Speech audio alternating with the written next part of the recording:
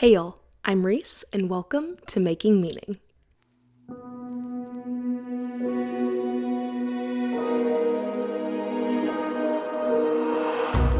This week, I am joined by the lovely, wonderful, and one of my middle school best friends, Reagan Pots. Reagan is someone of many talents. She is a dirt bike racer, an architect, she's in grad school right now, and she also has her own podcast all about F1 called the Pole Position Podcast. Reagan also has some more exciting podcast news coming out in the future, so definitely stay tuned for that. In this episode, we really talk about friendship, Reagan's life story, her journey, how she focuses on positivity, and how our friendship has evolved over the years. If you are new here, please subscribe to the YouTube channel, leave me a like, leave me a comment. If you are listening on Apple Podcasts or Spotify, please subscribe to the podcast, leave me a 5-star rating, and give me a review. I truly do read everything, and it all matters a lot to me, so thank you. I believe that is all, so with all of that being said, let's take a deep breath and get started.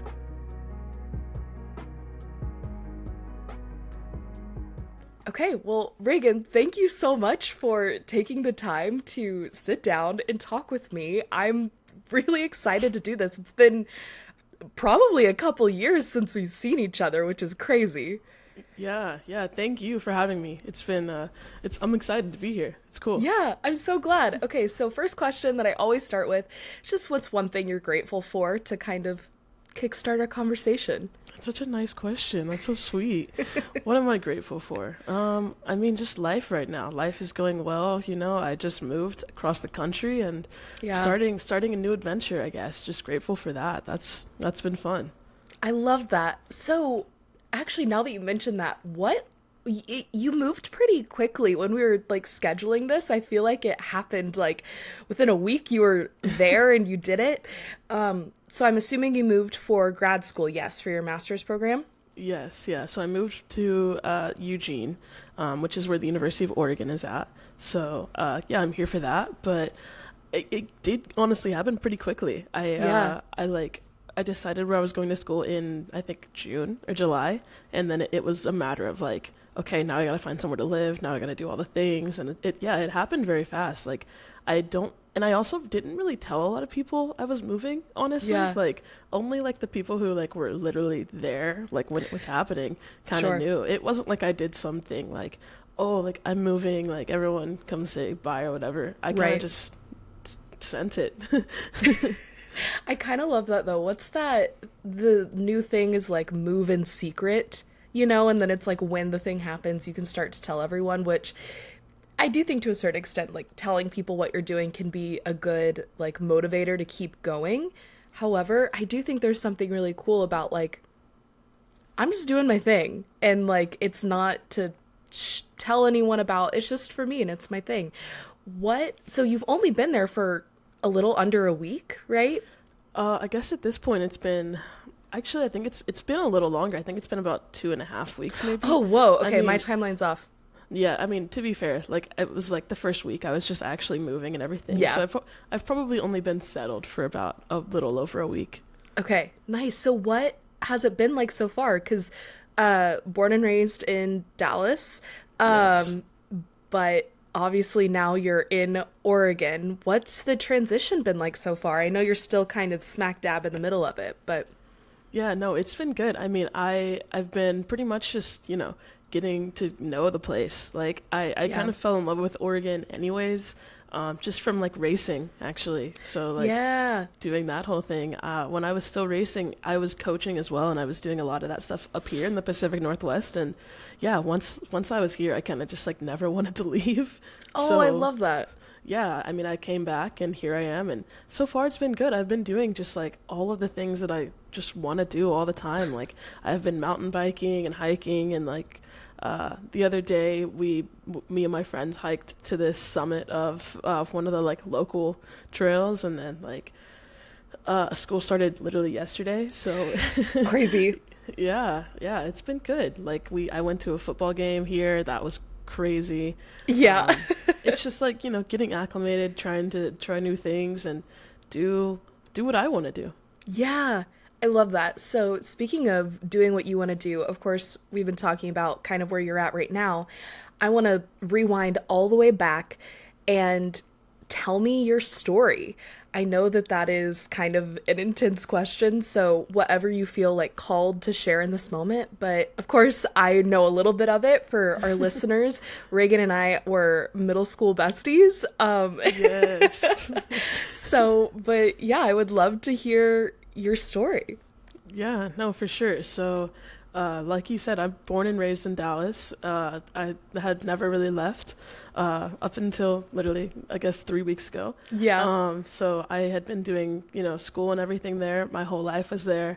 I was adopted when I was super young, so that was, its own crazy thing. But Sure. I pretty much I loved Dallas. I loved being there. Outside of school, I was racing dirt bikes. So, I mean, this, but it was a massive part of my life for such a long time. Like, it was like the thing that everyone knew about me. And, yeah. So once I stopped doing that, I kind of just had kind of like a identity crisis in a way of kind of like, Yeah. who am I like without this thing? And so, once I kind of got over that, I just started doing things that I loved and found out that I, obviously love architecture. That's what I'm doing now. But I also got super into like music, and I got super into this this whole situation that we're doing now. And Yeah. yeah, I guess my story to sum it up in some way, it's been a ride. There's been good things, there's been bad things. I mean, everyone has those hard moments in life for sure. But I'm super grateful for where I am, honestly. Like, for the most part, it's just been a lot of school. It's been a lot of, transitional periods of tough life, like everyone has. But Yeah. it's good. I like it. That's awesome. I love that. So, talking more about how, like, choosing to stop riding dirt bikes, how you came to that decision, and what that transition really was like. Because I know for me, when I stopped acting, it was a very similar thing where it was like, oh, I'm not going to go to school for acting. I'm not doing this professionally anymore. This is the thing that I've always said I'm going to do. This is who I am. This is what I'm going to do. This is my life. Everything centered around this. And then all of a sudden it just wasn't. And it is very much like, oh, I am a person beyond this one thing, actually. Who is that person? So I would love to hear a little bit more about what that experience was like for you and how you kind of came out on the other side of that. I mean, it was hard, honestly. Like, I like it. You explained it pretty perfectly. Like, it's something that I had started when I was literally 3 years old, and then I had started racing when I was like 9 or 10. Like, it had literally been such a big part of my life for forever. And I ended up retiring, quote unquote. I guess about a year ago, I had kind of just not done it all, but it kind of felt like I had. Like, I had done all the things in Texas. I had won all the things that you could win in Texas, and so yeah, I was about to say, for those who aren't familiar, Reagan is extremely successful in this world, so definitely note of that.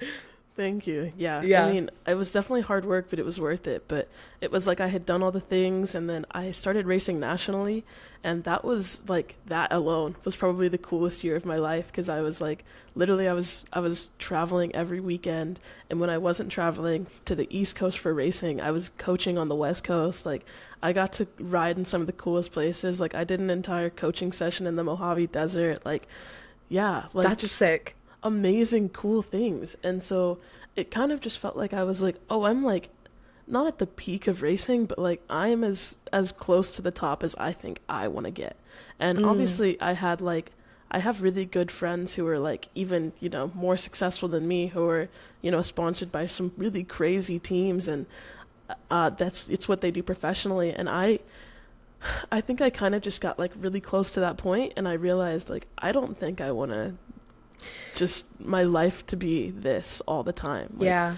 Like, I think I want to do other things and, see what else is out there. And so after that year of like being on the road, like literally every weekend on the road, I came back to Dallas, and I kind of like slowly kind of stepped out of racing, stepped out of coaching, and just learned like what I wanted to do with my life. Like, and obviously that was really hard because at first I really struggled, and I think like it was weird. I was going through so many other things at the time as well. Like I was about to graduate, and then like personally I was going through like a breakup, and it was like I was like doing all these other things, and I was like, oh, I really like don't know who I am. Like it was like I didn't know where I was moving, I didn't know what was happening, and so it was hard. But that whole like 3 months of life was probably the most like the thing I'm the most grateful for. Like it just taught me so much. Like there was a lot of pain, obviously, but like it taught me so many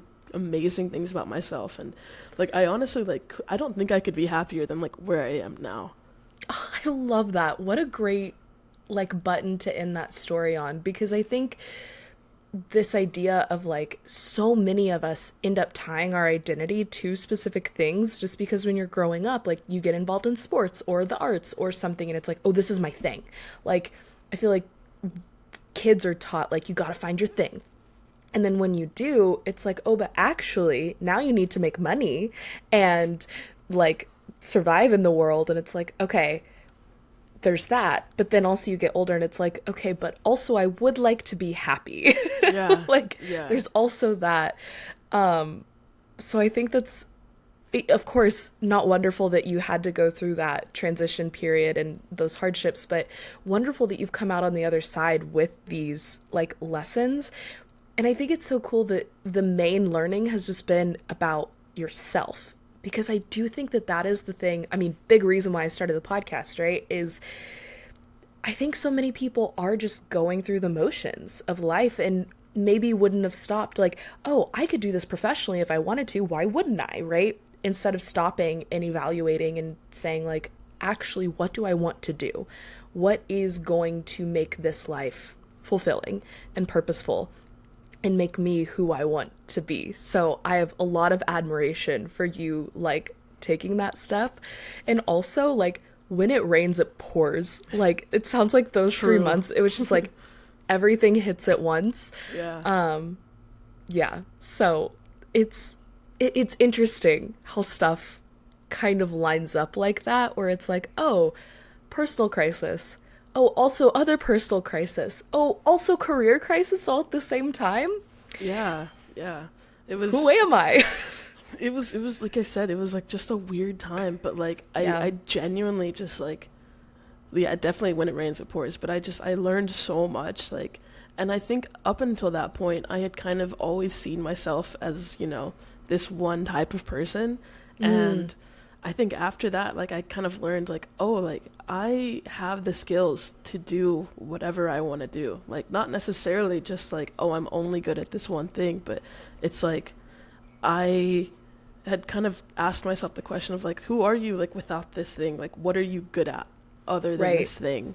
And it was, like, oh, I'm good at, like, I understand how to learn things quickly. Like, I can kind of teach myself anything. Like, it's, like, all of these things that I knew, but I just never acknowledged about myself. And so it was like, it was this period of just like self-learning and self-love that I think I hadn't had. And so, yeah, it was amazing.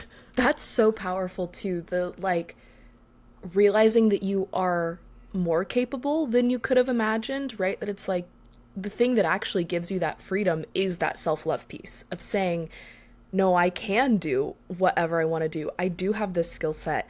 And like being a professional, building a career from like being a child all the way to being an adult, like that teaches you so much. It's like, you know how to manage a brand because you were a brand. You know how to be competitive and like talk professionally and teach and coach and like all of these things that are transferable skills to other things. One thing I want to go back and explore, you said, of course, you're studying architecture now, Yes. but you also said you got back into music. And in middle school, that was a huge thing that we did together. So, also, speaking of you being talented, Reagan is an amazing singer and guitar player. What was the return to music like for you? Please don't hype me up like this. It's not that serious. No, I mean, honestly, like I think it wasn't even like a return. I think it was more like I mean, you and I know this. In middle school, we were just like doing things and like just I think we both were like, "Oh, you like this thing, I like this thing, like we'll do it together." So like Yeah. it's like but in middle school, you like don't really know what you're doing. Like just in life in general. So Yeah. like I don't really think I necessarily like returned to music per se. I think it was more like honestly like COVID hit and I was stuck in my apartment and I kind of was like I need to do something, like anything. And obviously I still play guitar. I learned how to play piano. Like I did all of those things. So like I kind of just got really into like hearing music. I don't necessarily like do all of the like production anymore, but like I got really into just like finding good music and then like learning how to like recreate that kind of thing and like what good music sounds like. And so it wasn't anything that I ever like publicly did, you know? Like it's not like Sure. I was like, I'm gonna release an album. That never happened. It's not gonna happen, people. So sorry. But like it was Stop kinda begging for it. It's not gonna happen. come on guys, come on. I Yeah. know fans are out there. No, yeah. I mean like it was one of those other things that like I learned about myself and Yeah. it had always kind of been there, but like it was something that I knew just made me happy. And it's something that I kind of can always fall back on in like just a sense of like, I know that I can do this thing if I need to like cheer myself up or be happy or whatever. Yeah, that's really wonderful. And I love how all of these different things that you've kind of incorporated into your life seem so disparate, like racing and making music and then like podcasting. I guess making music and podcasting do have some crossover, but then you've been able to like make this podcast that you've started called Pole Position about Formula One.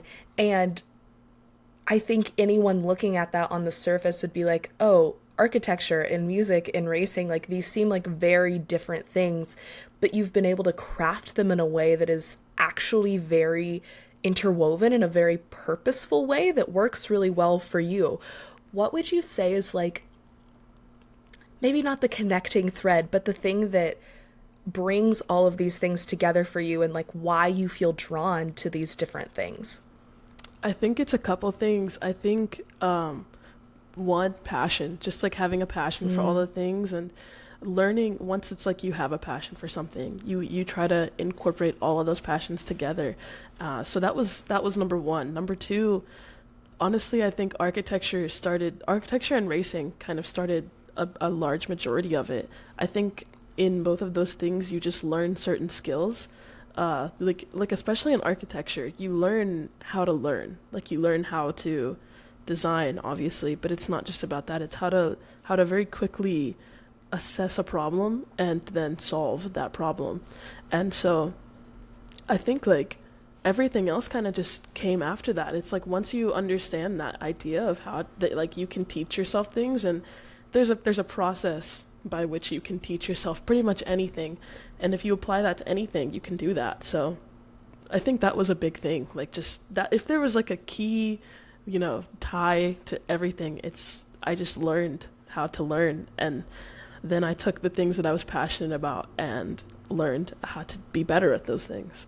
And I mean, obviously there's other things, you know, like it's not just those things. Like there's so many other things that I think people kind of look at and they're like, oh, like you do all of these things. Like, I mean, I didn't mention this, but like I'm on the rugby team. I didn't know for that. a That's year. so cool.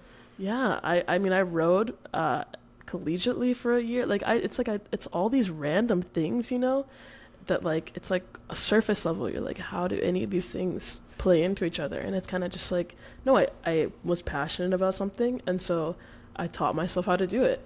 And yeah I mean, it sounds simple, but it was like it took a minute to get there. No, of course. And I think to tie it back to what you were talking about, that like 3 months kind of period of self-exploration and self-love and that growth, I think I heard a quote the other day, and this is like so kitschy to bring this up, but it's like rock bottom is the solid foundation on which you can build like the rest of your life. And I don't want to project that onto you at all, but I do feel like when you go through really tough experiences, it gives you the perspective to be able to then say, okay, life is too short to not chase after the things that I'm passionate about, but also, what do I have to lose? Like, from trying things out and exploring them. And it really sounds like all of those things do go back to like a love of learning. And even though you're trying out all these different things, you have this passion for learning new things and getting really good at them, and then being able to say, okay, what's the next challenge? What's the next new thing that can broaden my horizons or who I am as a person? How do you think you developed that love of learning, or do you think it's been innate in there all along?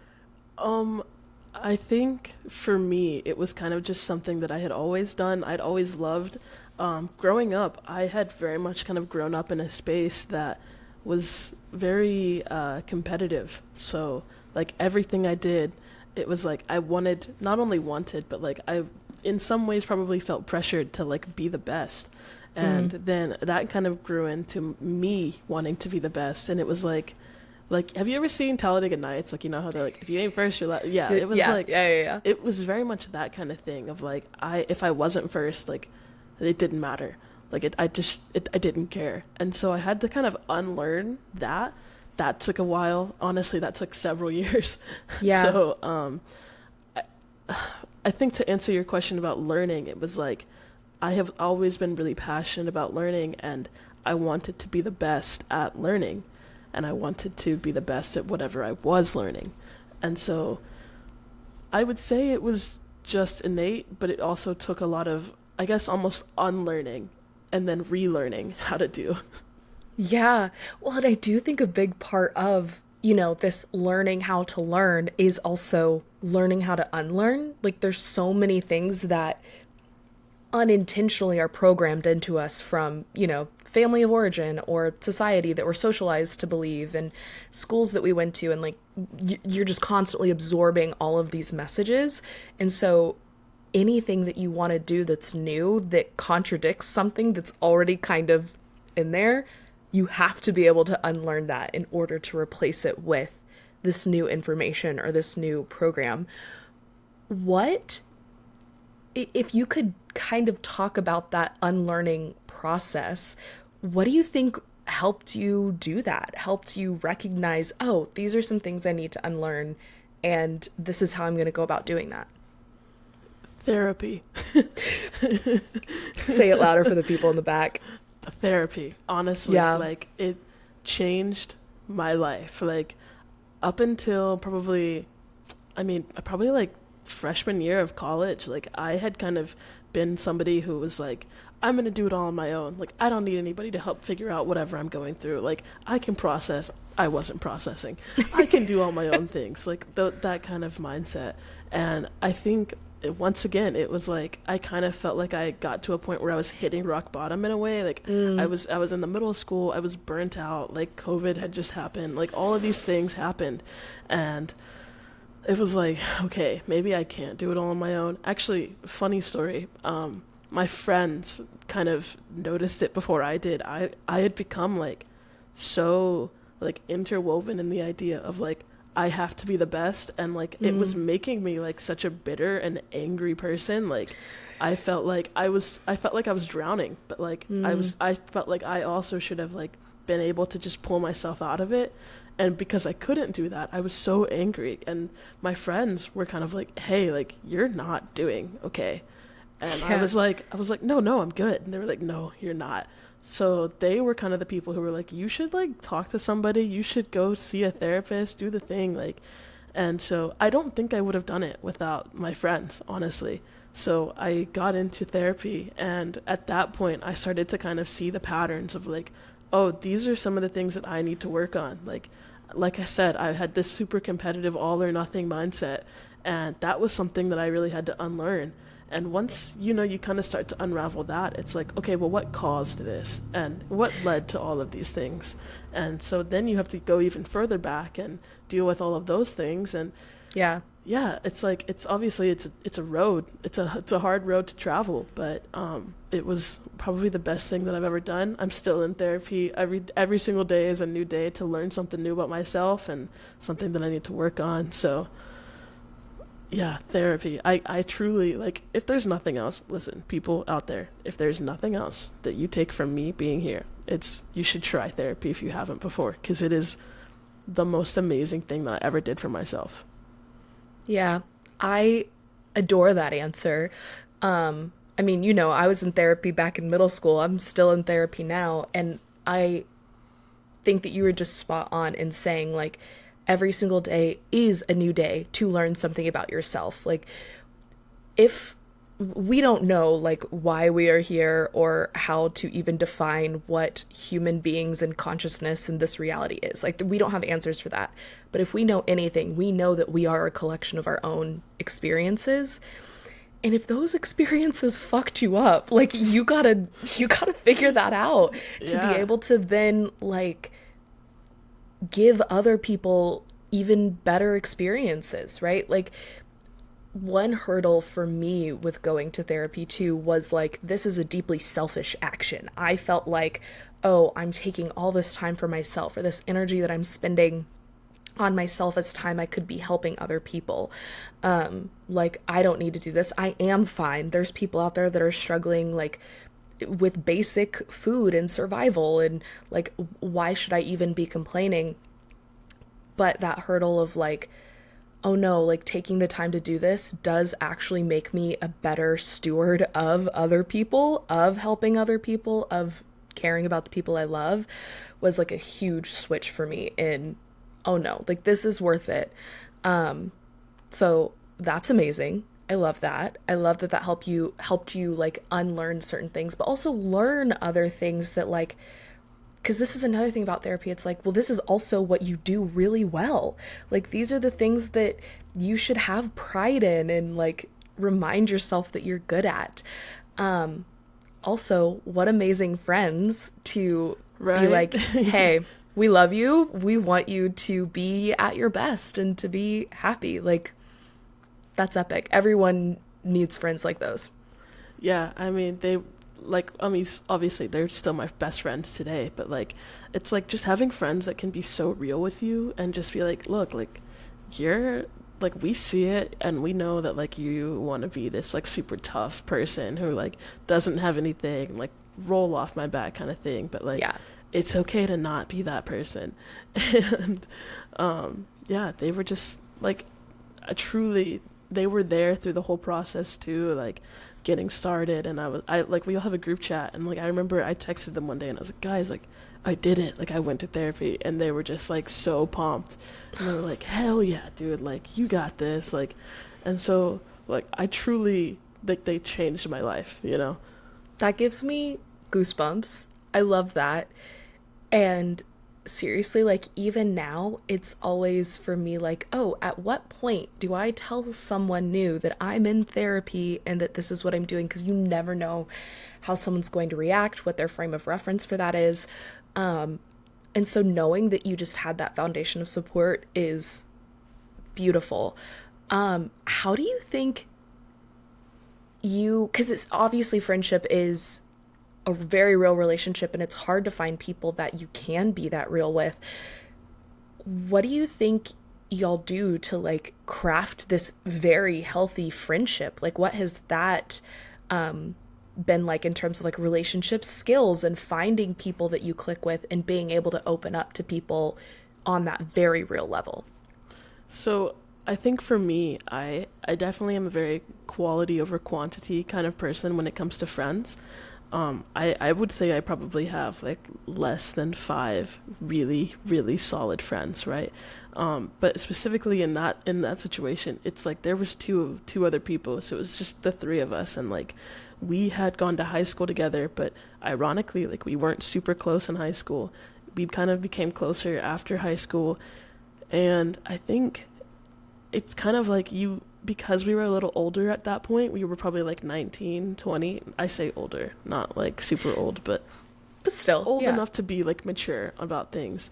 I think we were all going through very similar things, just like in life, and that makes it a lot easier to be open. But also, I think all three of us would say we're not super great at opening up all the time, but we we definitely just kept talking, and I think it was just a matter of like showing up for each other, like no matter what. And we all live in very different places now, but it's like we make it a point to get together every year. Like we go on vacations together, we bring our significant others around, like we have group chats with it's like we make it a point to stay in each other's lives, and we also make it a point to check on each other, like just even if we have nothing to talk about, just kind of saying like, hey, like I texted them a couple days ago and I was like, guys, like I miss y'all. I miss y'all. Like I hope everyone's doing well.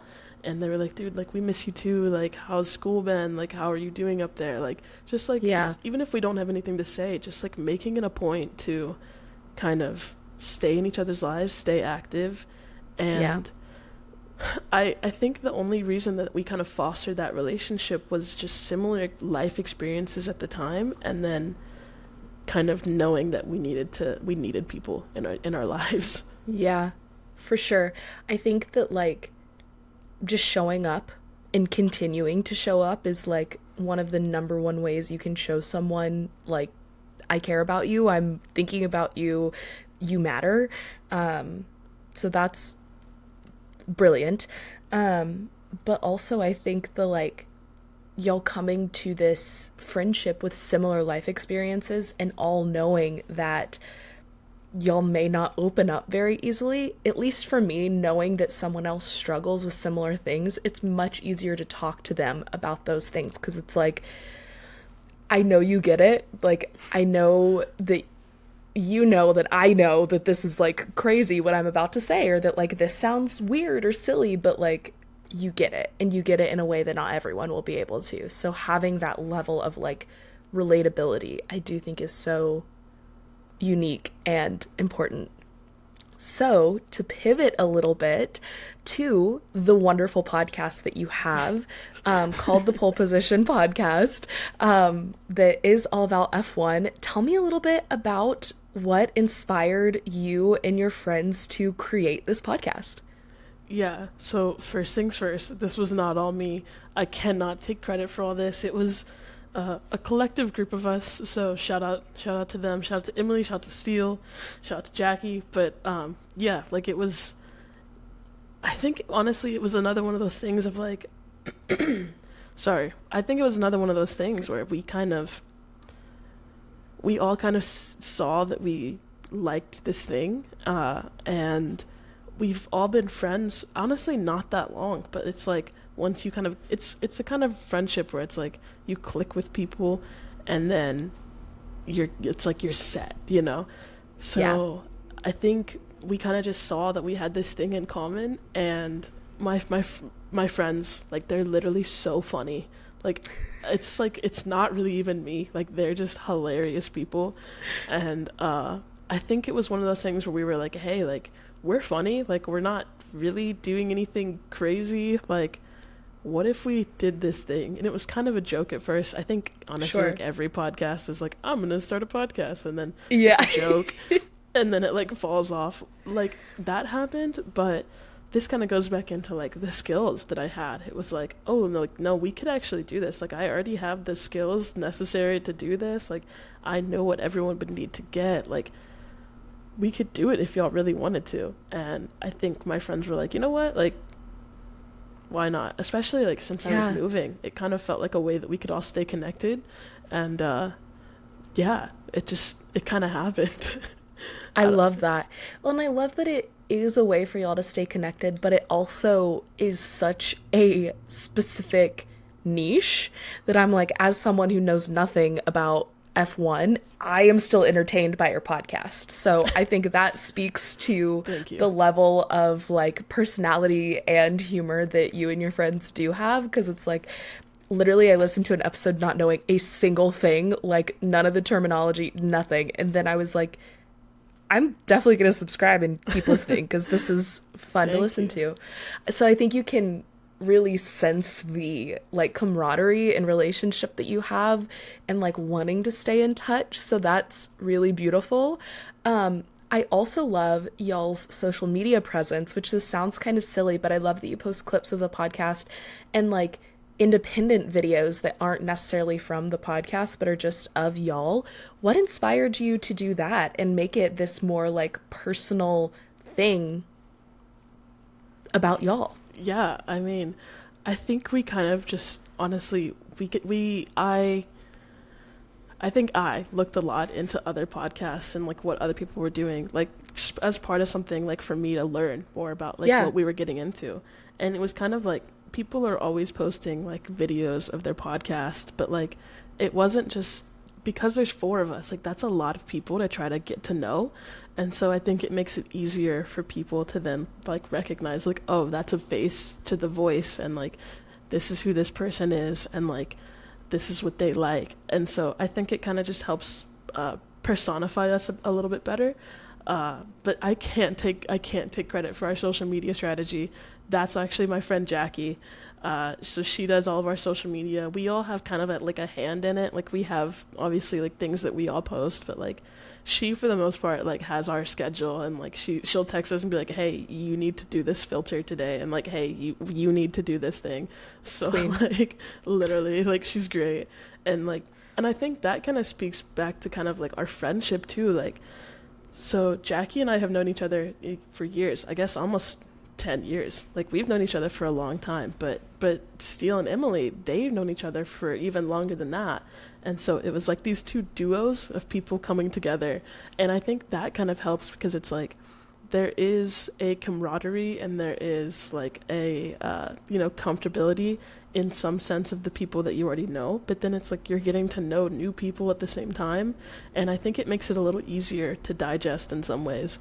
Going back to your question, I think it's just personification, and trying to make it a little more personal and a little more fun. Like people don't just want to see videos of me talking all the time. Like people want to know like who I like in Formula One and like how I got into it or things like that. So, yeah. I love that. Okay, so last kind of questions to round out our conversation. One, in light of everything we talked about and your podcast and Formula One, your life story, all this stuff, is there anything we missed? Anything that you're like, I need to clarify, I need to make sure I say this, or that you want to throw out there? This is like space time for you to like, anything you need to add. I think if there was one thing I should add, it's that I didn't get here on my own. It was the support of my friends, my family. So just like all of those people, like, thank you, you know, even like you know, like we had like such a good friendship and like we still do. Like, I mean, it's just, you kind of brought me into the person I am in some ways too. So like, yeah, I think it's like, once you have a good support group, you know, that's number one. And after that, it's like anything that anybody wants to do, like, I think it's possible. Like, I know this sounds so cliche, but it's like, you know, just like do whatever you want to do and like dream it as big as you want. And like, you'll figure it out, you know? Yeah. No, I think that's absolutely lovely and so true that like, there's too many things in this world telling us no, shutting us down, putting us in boxes to be another person doing that to ourselves, right? Like you have to be your number one fan and you have to be the first person to tell yourself yes. And this is another like cliche quote or whatever, but I love it. And it's if your dreams don't scare you, they're not big enough. Like you should wake up excited, but also like terrified of becoming your best self in the best way. Like that sounds weird, but in this like, whoa, I don't know how I'm going to make it work, but you will. You always will. And you're just so on the point, and that like without like you and Julia, I would not have survived middle school. I was a wreck in middle school. Julia. Aren't we all? I know. I was texting her yesterday and I was like, oh my gosh, I'm recording with Reagan. This is like such a weird, like full circle moment. But like, we are all messes in middle school, but particularly me, I was like on one, and not at like all. we, Not at but all. like, I still think back on like real conversations that the three of us would have with each other about like real shit, and be in like in my brain thinking like, if I did not have those people, I certainly would not be who I am today. So thank you for your friendship and for continuing to be a wonderful person to know and have in my life. No, it's funny that you say that you were the biggest mess, because I definitely, like, looking back, I definitely, at least in middle school, I was like, Reese, like, has it together, like, she knows what she's doing, like, I was like, I need to be like her, like, I literally, in middle school, I was like, I need to be like her, like, this is who I need to be like. That is very, very sweet of you to say. I remember, like, me in middle school waking up being like, how am I going to pretend that I have my shit together today? Like, how am I going to like be liked by everyone? Because of course that's like the most important thing. And then like, which crossbody bag did I need to have? Which Sperry's that I needed to have with my Nike Elite socks so that I could be like cool. Oh man. And like, yeah, middle school's just a rough time, but like having those people that you can always go back to is super important. And I think the fact that like we can still talk and like I still catch up with Julia and Jamie too, like speaks to the strength of that friendship, which is wonderful. Last question. What is one word that you would use to describe how you're feeling right now? Whatever word comes to mind. It does not have to be fancy. Content. I love that. Now Content. tell us why. It took a long time, but I think I'm finally like in a place where I know I have a long way to go, but I at least am content with where I'm at, and I can kind of look back at least over my entire life and kind of just say, yeah, there were hard times, but like I'm the person I am and I like the person I am, so content. Like I'm content with that, and I'm content with me and what I'm doing, and can't really complain, you know? Yeah. No, I think that's wonderful, because the acknowledgement of like, yeah, I still have a long way to go, but like I like who I am right now, and I like the person that I'm trying to be, and that's like the journey is part of the joy. Like that's epic. Reagan, thank you so much for your time, for doing this interview. I so appreciate it. I'm gonna link pole position. Would you prefer Spotify or Apple Podcasts linked? Either one. You can find us on anything. Okay, podcast will be linked in all of the description, podcast notes. Instagram will be as well, so everyone can find you and the wonderful work that you and your friends are doing. And just thank you so much. I really appreciate it. Thank you for having me. This has been amazing, and it's always great to catch up with you. We definitely need to talk more for sure. Yes. Yes, we will make a better point to do that. Thank you so much, Reagan. Thank you. Thank you all so much for being here today, and a huge thank you to Reagan for taking the time and energy to do this episode with me. Again, you can subscribe to Making Meaning on YouTube or Apple Podcasts or Spotify, and wherever you are watching/listening, please leave me a rating, review, comment, like, whatever works for the platform. If you would like more of Reagan, you can find her on Instagram at reagan.pots35. And a huge thank you to Nicole Ostreicher for Making Meaning's art and podcast cover. You can find her on Instagram at Nicole O Creates or Nicole O Design. And a huge thank you to Tristan Morgan for Making Meaning's podcast theme music. And you can find him on Instagram at Tristan Morgan. Right now, feeling really thankful. I'm actually recording this on Christmas because the podcast comes out tomorrow. And I just love being home, I love being with my family, and I love doing this. So, Merry Christmas, Happy Holidays, Merry everything from me to you and yours. I hope that wherever you are, whatever the holidays look like to you, you can find a moment of peace and gratitude and celebration for the wonderful year we've had. I look forward to chatting with y'all soon, and I hope you feel like you are living more coherently. Until next time, love.